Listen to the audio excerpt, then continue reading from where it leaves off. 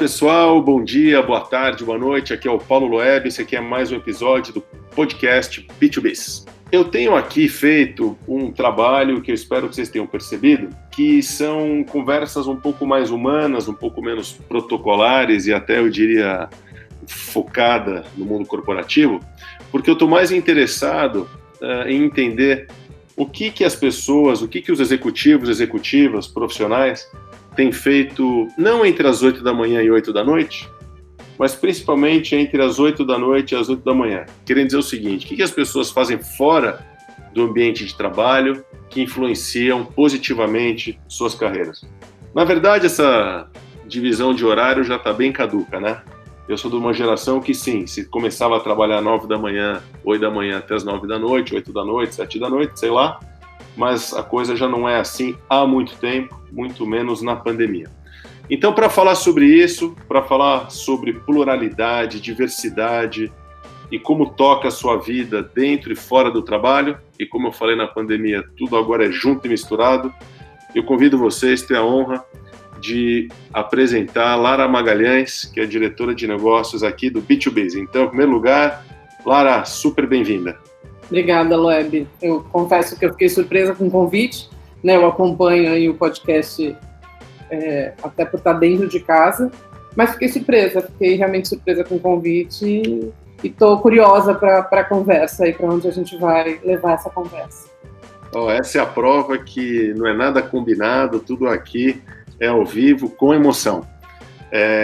Bom, a ideia de conversar com a Lara partiu justamente dessa inspiração de entender como as pessoas tocam suas vidas e se o jeito que as pessoas lidam com suas vidas impactam ou não no trabalho.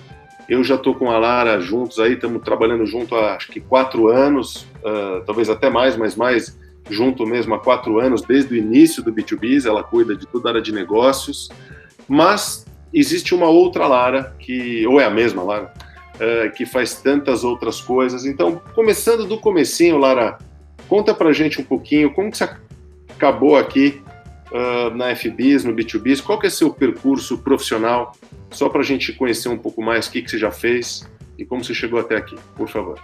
Agora, em março do ano que vem, eu vou completar 8 anos de FBiz. Então, eu entrei no comecinho de 2013. Antes da FBiz, eu já trabalhei em outras grandes agências. Então, eu trabalhei na TV1, eu trabalhei na DM9. A minha carreira ela foi muito pautada em projetos. Então, no comecinho, nem existia projetos. Então, eu já fui arte finalista, já fui diagramadora. E aí eu costumo dizer que a área de projetos é uma área que ela acabou surgindo das pessoas um pouco mais organizadas. Então, quando eu era diagramadora, arte finalista, eu organizava o trabalho e, no final das contas, eu acabei indo para a área de projetos no começo da internet, né? Então, começou... Acabo entregando minha idade aqui, né? Mas no começo da internet, quando tudo começou, eles precisavam de alguém que organizasse todo o trabalho. Então, a minha área veio de projetos. Quando eu entrei na FBiz, eu entrei como diretora de projetos, então ainda tinha divisão, projetos e atendimento, então eu cuidava de um núcleo de clientes na parte de projetos, e na medida que isso foi evoluindo, a gente foi deixando a coisa mais híbrida mesmo, e foi quando, no começo do B2Biz, você me chamou e falou, bom, vamos?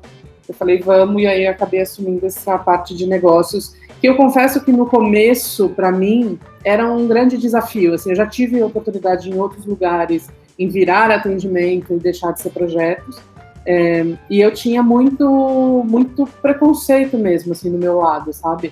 Porque eu sou muito prática, eu sou muito objetiva, então eu acredito muito na coisa assim, vamos entregar o trabalho. E eu sei que essa parte do atendimento tem muito do relacionamento, então eu tinha um certo receio lá no começo, mas eu acho que deu certo.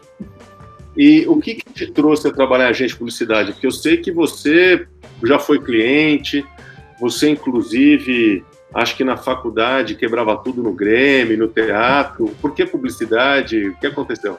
Eu costumo dizer que não fui muito eu que escolhi minha profissão, foi a profissão que escolheu.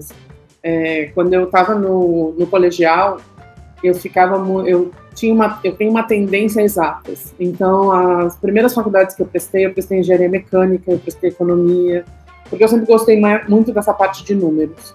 Só que, por acaso, eu comecei a trabalhar como recepcionista numa agência.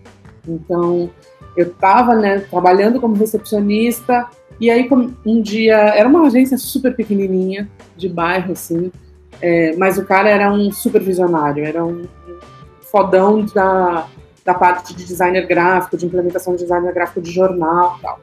Ele um dia chegou e falou, poxa, você tem uma facilidade aí com o computador? Você não quer vir para cá e começar a ajudar a gente com essa parte de editoração eletrônica? E foi quando eu falei, putz, eu já tô aqui dentro, olhei e falei, bom, deixa eu tentar fazer publicidade. E aí eu fui fazer publicidade, assim, nunca foi uma faculdade que eu cogitei do começo, mas como eu estava inserida já dentro do mercado, eu falei, bom, deixa eu tentar isso, e foi, para mim deu muito certo, assim.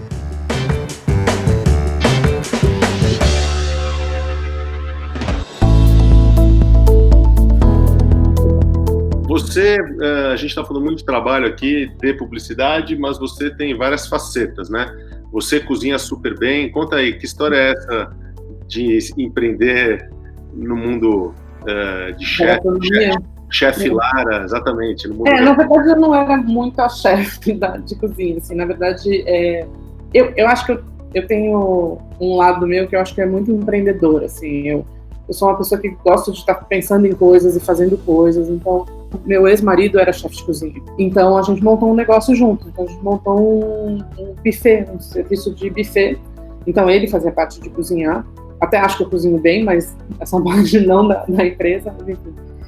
E eu cuidava do negócio mesmo. Então, toda a parte de comercial, né, de vender, de trazer os clientes, de correr atrás, tal, eu fazia essa parte. Então, foram aí 10 anos empreendendo, 10 anos que a gente manteve o negócio. Foi muito bom, assim, ele cresceu pra caramba, deu muito certo enquanto existia. Mas, enfim, eu acho que é uma experiência, empreender é uma experiência que todo mundo devia ter na vida. A gente até falou sobre isso outro dia, né, que nas entrevistas que você faz com a turma, você gosta de perguntar, né? Fala um pouco mais aí sobre isso. É que eu acho que dá uma visão interessante sobre a empresa, né? Então, quando você tem o seu próprio negócio, e seja ele na proporção que for, assim, né? Desde a pessoa que fala, eu montei uma lojinha no Instagram para vender um negocinho que eu faço. Eu compro coisa aqui, vendo ali, enfim. Eu acho que traz uma visão de entender fluxo de trabalho de uma empresa, sabe? Entender o que você precisa fazer para manter um negócio vivo ou não. Porque você sai só do teu olhar do seu trabalho ali, né? Então, eu preciso fazer isso para concluir o meu trabalho. Não, mas tem um negócio maior que a empresa que você vai ganhando uma visão de todo.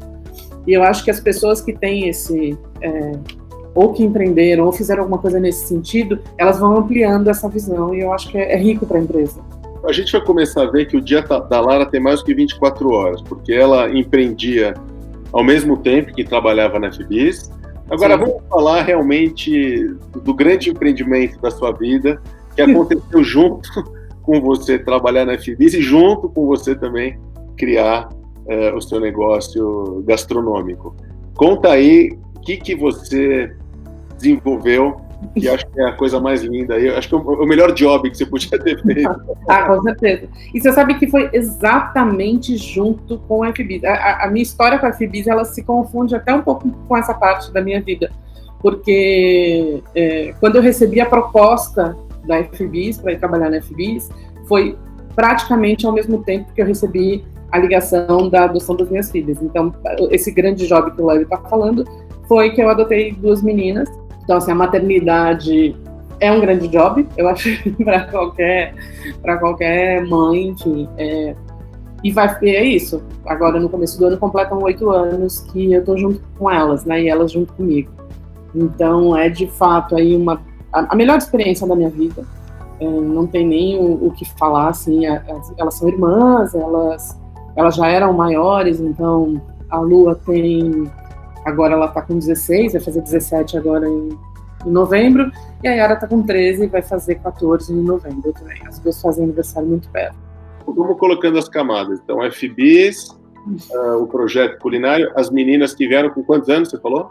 Elas tinham, na época, 6 e 9. E como que foi o processo de você conseguir se dedicar a elas, quer dizer, 2 ao mesmo tempo, já um pouquinho mais velhas, como você falou, demandas infinitas nos trabalhos, eu ia falar no trabalho, mas como que você lida, eu ia falar lidava, mas ainda? Como você lida com tudo isso? Na época, assim, como na época eu era casada e ele só tocava a empresa, ele tinha mais disponibilidade de tempo, né? Então, no começo, isso foi... A gente equilibrou dessa maneira. Então, eu, de fato, passava o dia na agência e ele tinha mais disponibilidade. Então, ele acabava ficando mais com elas nesse período. Mas eu acho que tem uma coisa que a gente, como mãe, tende a se cobrar muito, né? Sobre o tempo que você passa com os filhos. No caso de mães que trabalham e no nosso meio, que a gente sabe que horário não é uma regra, né? Não é tão certinho, e que às vezes você precisa trabalhar até tarde, às vezes você precisa estender, às vezes você precisa trabalhar no final de semana, tem uma cobrança muito grande. Eu costumo dizer que depois você vira mãe, assim, culpa é tipo sobrenome, né? Então você acha que tudo é culpa sua, enfim. Mas com o tempo eu fui entendendo que não era o tempo e sim a qualidade do tempo, né? Então, assim, quando você tá, você está. Aqui hoje sou só eu e elas mesmo, então a gente já criou uma super rotina entre a gente e a gente aprendeu os nossos horários e o tempo juntos, mas é isso, assim, é o café da manhã. Então, assim, se é só o café da manhã que você vai ter, porque às vezes era isso, principalmente com a Lua mais velha, a gente acordava no mesmo horário, ela ia pra escola e eu organizava as coisas para ir trabalhar, então, assim, era o café da manhã. Era aquele horário que a gente sentava, a gente conversava, a gente se dedicava, a gente trocava figurinha, enfim. Então, você vai percebendo que a qualidade do tempo é importante. Então, por exemplo, eu tenho algumas coisas, assim, final de semana, eu gosto muito de sair, eu saio pra caramba, tá? Mas final de semana eu não saio se não for com elas. Então, assim, durante a semana eu saio, vou sozinha, com os meus amigos, enfim. Final de semana eu saio com elas, me dedico a elas. Então, não é sobre o tempo que você passa, e sim a qualidade do tempo que você passa. Então, se você passar 2 horas, essas 2 horas fosse só brigando, só estressando, só não sei o quê, e é lógico que vai acontecer, né? Natural, numa relação mãe e filho, não tem jeito. Mas se você entende que esse tempo precisa ser de qualidade, é nesse tempo que você ensina, é nesse tempo que você aprende, é nesse tempo que você troca, eu acho que aquela carga de culpa ela vai passando e você vai conseguindo lidar melhor com isso, sabe?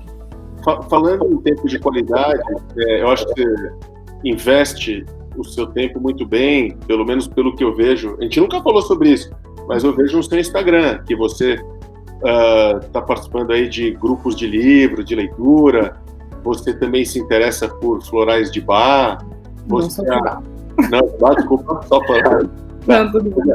Aproveita para contar a diferença. Você também está arranhando aí na voz e no violão. Então, fala um pouquinho aí essa sua dinâmica, eu vou chamar de plural, criativa, que você investe, na minha opinião, tão bem o seu tempo. Então, por isso que eu digo que o seu dia tem mais do que 24 horas. Como é que é? Você sabe que eu costumo brincar que metade de mim é um bicho grilo, a outra metade é essa pessoa mais corporativa que trabalha pra caramba, assim. Eu tenho um lado meu que é assim, que fez teatro, que toca violão, que gosta desse lado mais bicho grilo mesmo, assim, né? Faço boneca de pano, gosto de costurar, enfim. Infelizmente não dá para viver desse lado, né? Porque eu fiz teatro, eu até cogitei largar tudo para viver de teatro. Mas eu já falei que você, daqui a pouco você muda para Atibaia, aí você vai me convidar, e a gente vai lá na sua horta lá. Tô trabalhando para isso. Manda aquela cerveja artesanal. É isso.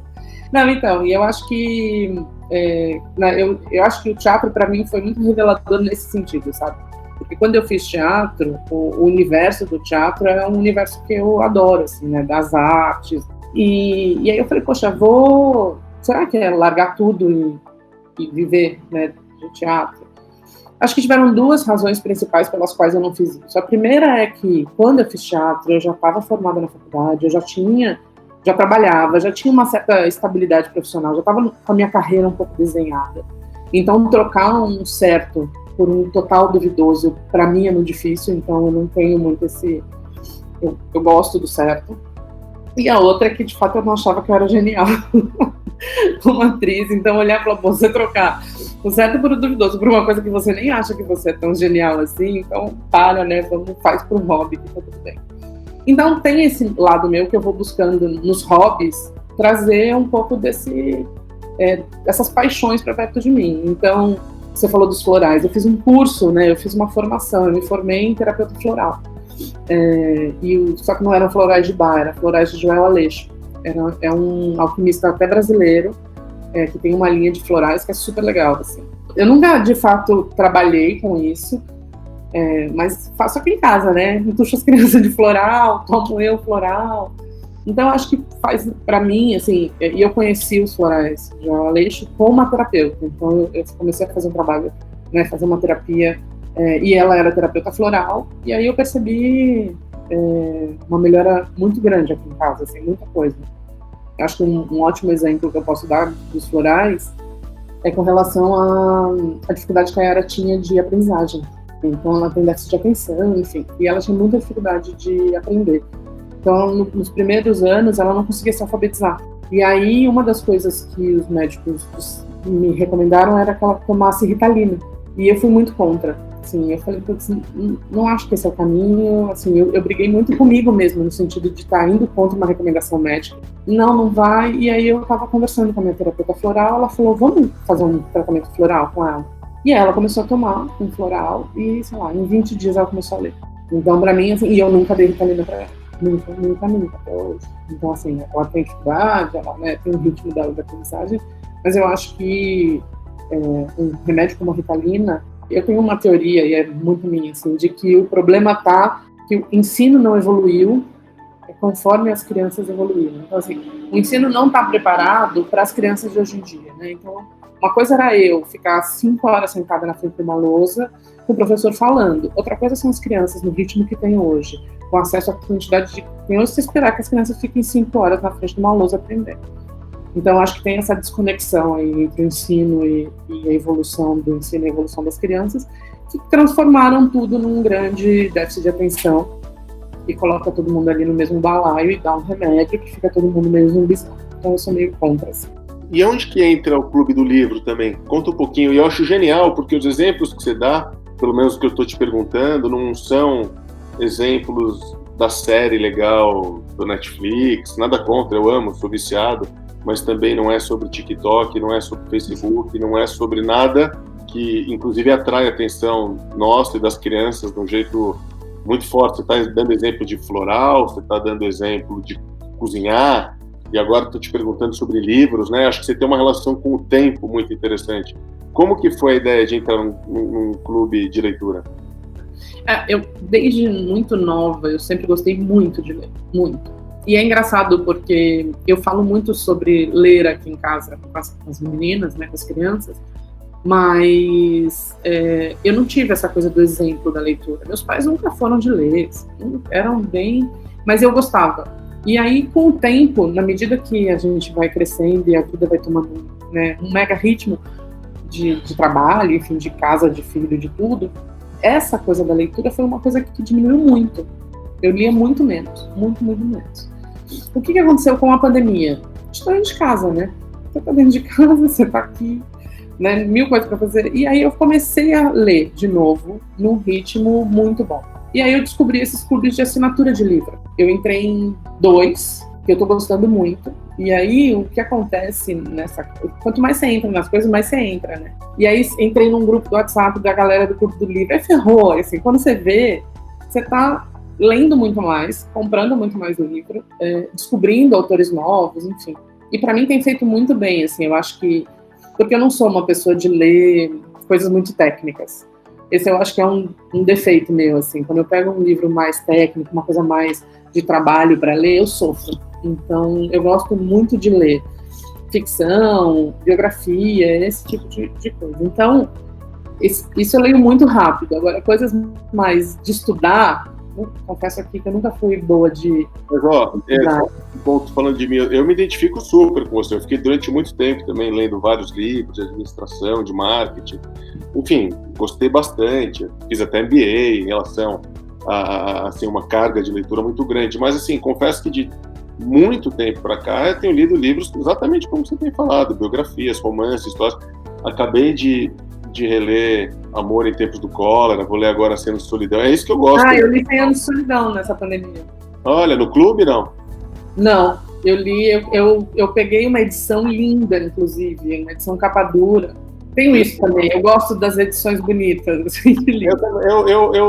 Eu ia dizer que eu prefiro ainda no papel do que no Kindle, apesar de Eu também. Eu nem tenho Kindle. A Lula tem, a minha mais velha tem, eu não tenho. Assim, eu gosto do papel, eu gosto do cheiro do livro, né? Quando o livro chega aquele cheiro do papel. Assim, eu gosto do livro físico. Uma pergunta, como que você acha esse seu jeito, que eu julgo tão rico de viver, de referências diversas? A gente nem falou aqui, um assunto também muito delicado, né? Que você perdeu seus pais próximos um do outro, inclusive próximo também de quando você adotou as crianças, né? Quer dizer, muita coisa acontece na sua vida e a carga nossa de trabalho é insana mesmo, né? Como que você acha, uma reflexão, que metaforicamente, o que acontece entre 8 da noite e 8 da manhã te influencia entre 8 da manhã e 8 da noite? Eu sei, como a gente já falou, que não é assim, a gente, né, trabalha em casa literalmente agora e também no trabalho a gente consegue fazer coisas pessoais, mas como você transforma essa sua bagagem quando você lida com as questões do trabalho, com as pessoas que trazem problemas, com a gestão que você faz da equipe? Você já chegou a pensar sobre isso ou não? Confesso que não, assim, racionalmente não. Eu acho que tem uma coisa de característica, né? Então, eu fui perceber, de fato, essa minha característica depois de tudo isso até que você mencionou, né? Então, assim, perdi meu pai, menos de um ano depois eu perdi minha mãe, no meio disso tudo eu estava me separando, enfim. Um caos total. Eu precisei viver esse caos total. E aí, hoje, o que eu acho, o que eu olho para mim e vejo é que eu tenho uma característica de seguir em frente. Essa é uma característica minha. Assim. Então, independente do que eu passe, e eu, de fato, foram momentos bem, bem complicados aí que eu passei, eu não sou uma pessoa, eu não tenho uma tendência a me fechar. Eu tenho uma tendência de seguir em frente. Mas aí eu acho que é uma característica minha, e aí eu acho que eu aplico isso para tudo, assim, na vida, assim. Eu tenho dois caminhos. Eu posso parar e ficar aqui chorando horas, e não é que eu não chore horas, em alguns momentos eu choro por horas, mas eu vou ter que continuar, eu não posso parar, a vida não vai parar, então eu tenho que continuar. Agora, assim, como é que eu vou continuar? Eu vou continuar sofrendo ou eu vou continuar seguindo?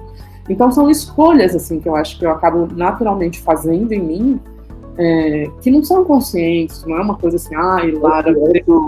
Desculpa interromper, é isso que eu ia perguntar. Não é consciente, não é consciente. É assim, ponto final. Exatamente. Então, por isso que eu acho que nem é uma coisa que dá para aconselhar ninguém, né? Eu acho que é uma característica minha, de fato. De olhar para frente, de achar que, de fato, então, assim, o meu trabalho tá ali, eu preciso trabalhar. Nunca falei, assim, diante de toda a situação, eu nunca falei, não, acho que eu não vou trabalhar. Acho que eu posso largar tudo. Não posso. E é isso, né? Eu não posso. Né? Tenho duas crianças que dependem 100% de mim. Eu tenho que seguir em frente, independente de todas as situações que passam na minha vida. Eu tenho que seguir. Então, eu acho que não é uma coisa que eu consiga ensinar, né? Até pretensioso usar essa palavra, mas, assim, recomendar, dar de conselho, eu acho que é uma característica. E não que é uma característica melhor ou pior do que das outras pessoas. É só, de fato, um jeito mesmo de levar a vida mesmo.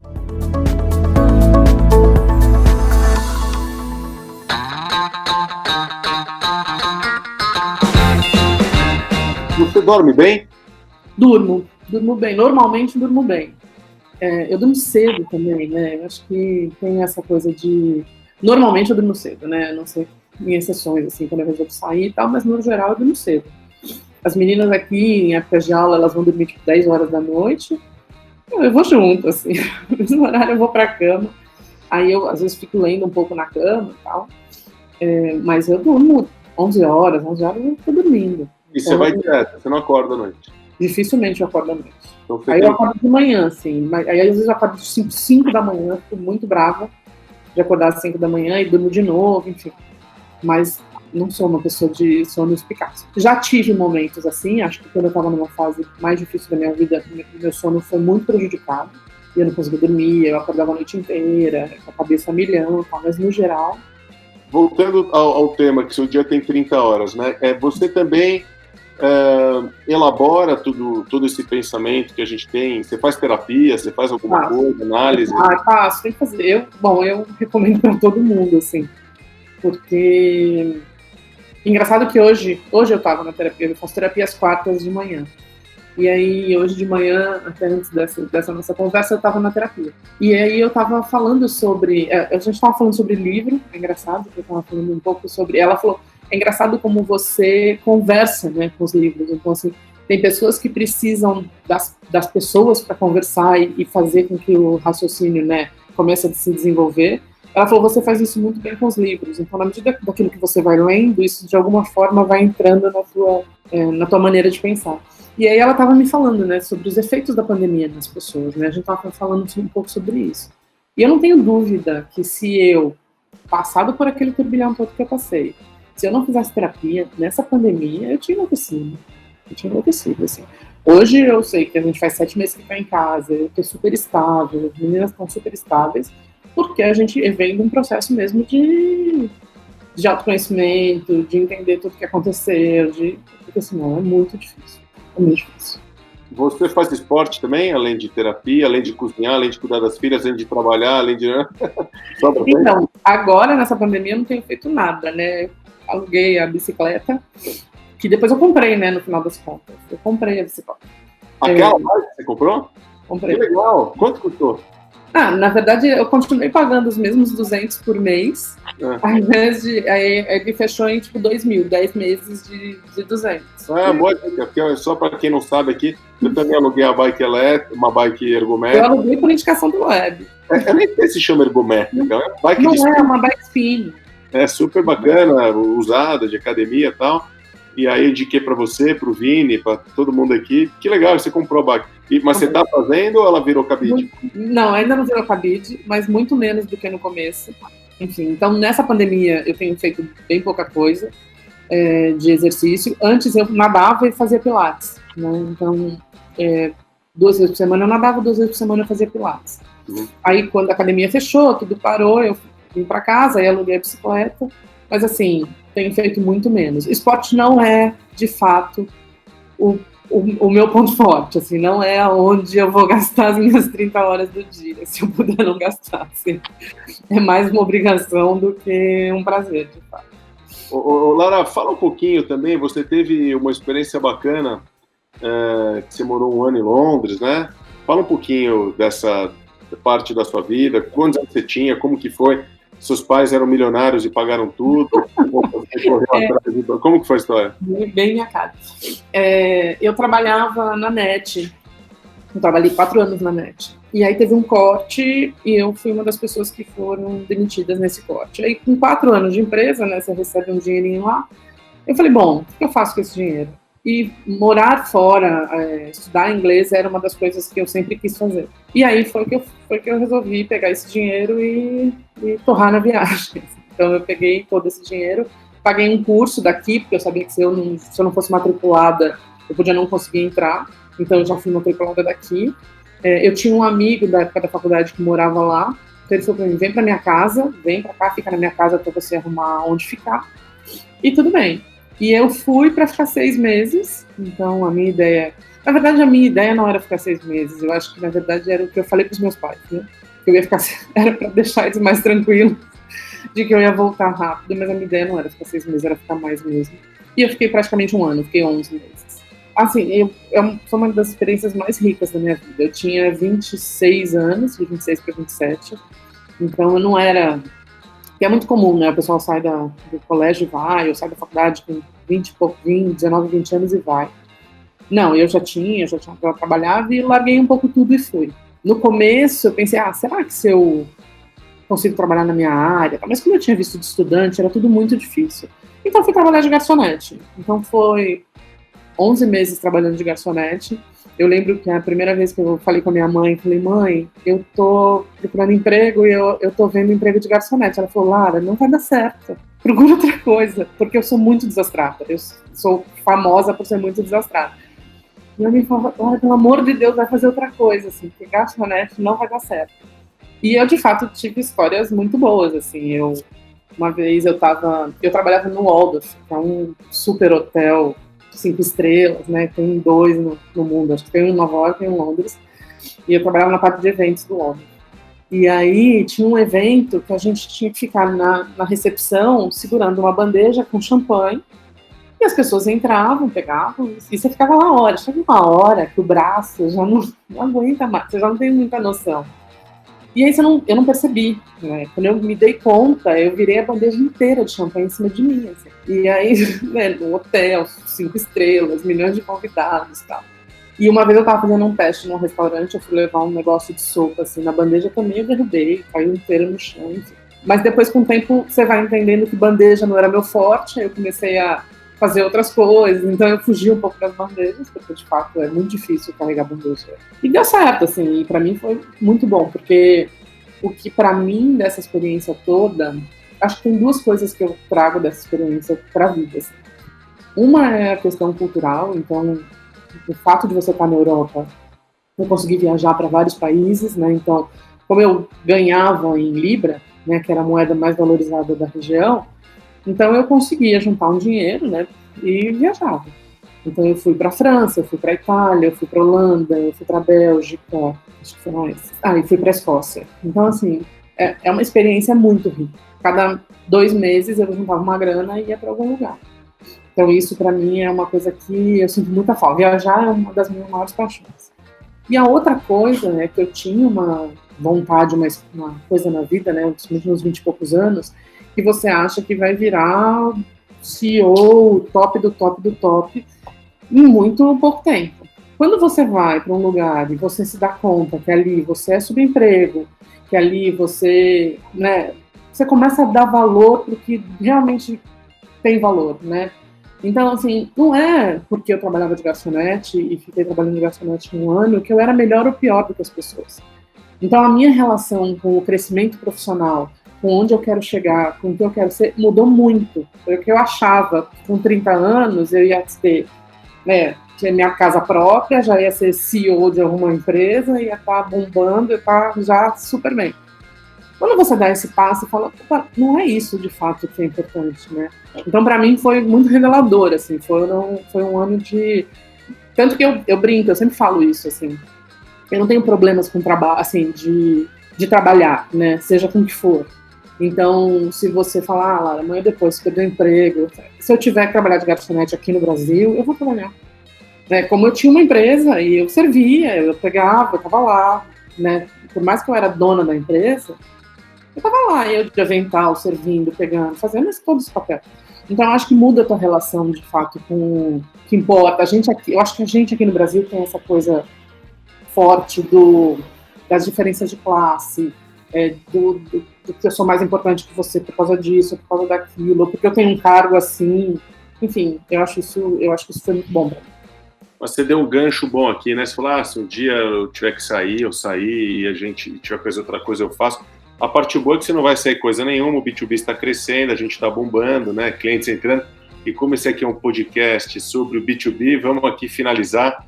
Fala um pouquinho sobre qual que é a sua visão do B2B Marketing, uma coisa que eu e você começamos do zero, literalmente, né? Nem eu nem você tínhamos uma clareza prática daquilo, embora do ponto de vista teórico estava bem definido. Quais são os aprendizados aí do B2B? O que você aprendeu e para onde você acha que a gente vai? Legal. Já que vai ficar muito tempo junto. Não, eu também não tenho nenhuma... Pretendo mesmo ficar muito tempo aqui. Eu acredito muito, né? A gente fala muito sobre isso, né? Fora dessa gravação, a gente fala muito sobre isso e eu acredito muito nesse negócio. Para mim, o grande ponto do B2B, que eu acho que foi onde eu me encontrei muito, assim, eu trabalho em agência desde o começo, né? Eu trabalhei, que você falou, né, 2 vezes como cliente, na NET e na PDG, mas fora isso, a minha carreira aí de mais de 20 anos, ela foi pautada em agência. Eu gosto de agência. Mas tem uma coisa que eu acho que a gente conseguiu encontrar aqui no B2B, que é o trabalho de agência focado no negócio, né? Então, quando a gente está numa empresa, tudo que você faz, ele é focado no negócio, né? Ou deveria ser. Então, você está lá preocupada com o desenvolvimento do negócio, como é que ele vai crescer, onde é que ele vai chegar. Então, a empresa inteira trabalha para aquilo. Quando você está na agência, é difícil você estar tão perto do negócio do cliente que você consiga fazer diferença, que você consiga ser parte desse desenvolvimento. E eu acho que isso é uma coisa que a gente descobriu no B2B. Assim, que a gente precisa, de fato, estar conectado ao negócio do cliente. E conectado não é assim, não é só uma reunião de briefing. É entender o que ele precisa, o que ele precisa fazer, então assim, quais são as metas dele e fazer com que isso se desenvolva.